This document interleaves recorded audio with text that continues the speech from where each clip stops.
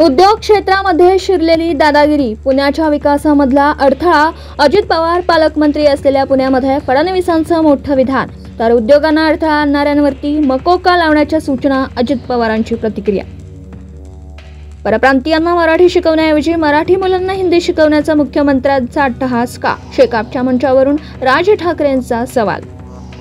कोणताही भ्रष्टाचार केल्याशिवाय भाजपामध्ये स्थान मिळत नाही. उद्धव ठाकरे यांचा हल्लाबोल, तर भ्रष्टाचारी तुटका मिळावा, भाजप पक्ष वाढवावा असं म्हणत ठाकरेंचा टोला.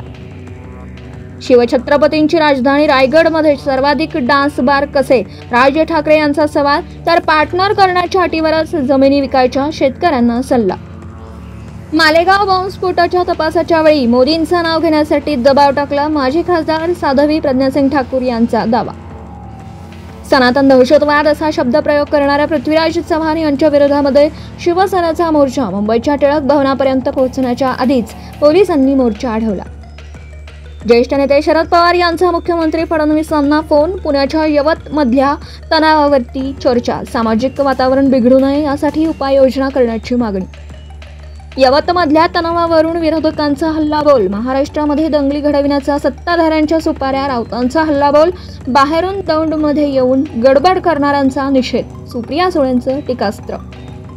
रायगडमध्ये उपमुख्यमंत्री अजित पवार यांच्या उपस्थितीमध्ये राजीव साबळेसह अनेक मोठ्या नेत्यांचा राष्ट्रवादीमध्ये प्रवेश. एकनाथ शिंदे आणि भरत गोगांना धक्का. भाजपचे प्रदेशाध्यक्ष रवींद्र चव्हाण MCAची निवडणूक लढवण्याची शक्यता. येत्या नोव्हेंबरमध्ये MCA कार्यकारिणीची निवडणूक प्रस्तावित. बिहारमध्ये मतदार यादीमधून नाव गायब झाल्याचा विरोध पक्षनेते तेजस्वी यादव यांचा दावा. तर मतदार यादीमध्ये 416 नंबरवरती तेजस्वी यादव यांचं नाव.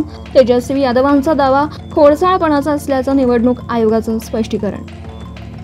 जगामध्ये अस्थिरतेचं वातावरण. भारतीयांनी स्वदेशी मालाची खरेदी करावी असं पंतप्रधान मोदींचं आवाहन.